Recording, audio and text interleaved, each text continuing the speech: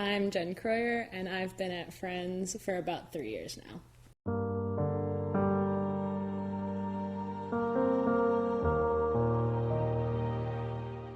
So I went kindergarten through 12th grade in private Christian schools. That gave me a really good head knowledge of God and knowing Bible stories, but I had never really internalized it. Growing up with the Christian environment, but not the relationship aspect of it as much, leads to a lot of very legalistic thought processes. Very much do this, don't do that type things, but not really having a solid reason why outside of I didn't want consequences. I started off at a community college and started studying audio, and then ended up at Friends as the AV coordinator. And that was where God started to work in my heart and really be like, hey, I want you to follow me.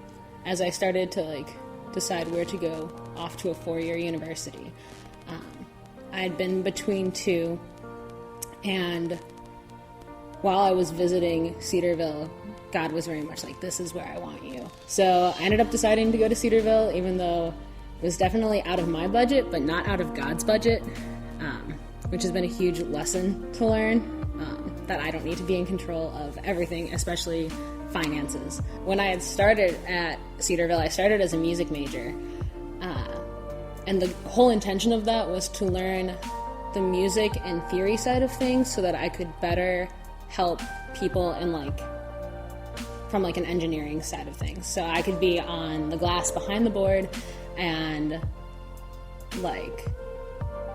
kind of help people bring their music to life.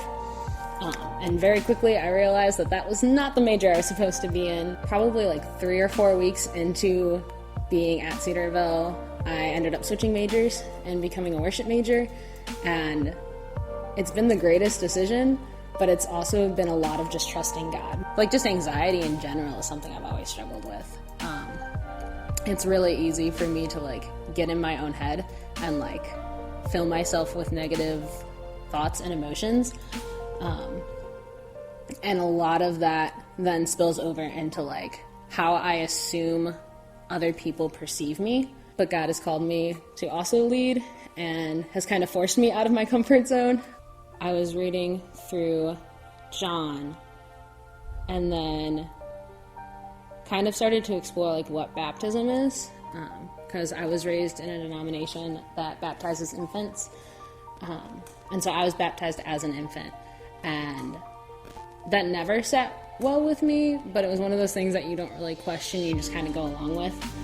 So I was baptized as an infant and then confirmed at 13. And that was one of those things where, you have to do it. You don't have a say in whether or not you're, professing your faith. You just have to do it. So whether you're, a believer or not, you're saying this. And I was reading through Acts, and there was a footnote at the bottom of my study Bible that said, the word for would be better translated because of. So instead of, for the remission of sins, in order to be forgiven, you're baptized because you're forgiven. We're baptized and we profess our faith because Christ has died for us. So then I was able to be baptized, and in some ways that was really, really hard because it kind of went against not only my immediate family, but my extended family and what all of us had grown up with. But God has been so gracious to me and has given me a church family. And so I still got to celebrate that with a body of believers who were excited with me. Now, the way I view things and the things I say and how I react to things is shaped more by the Lord and the gospel and how I can love him and serve him well. And God has used, especially the last 2 years of my life, to show me that other people are capable of love in a way that is so much more than I could have ever imagined.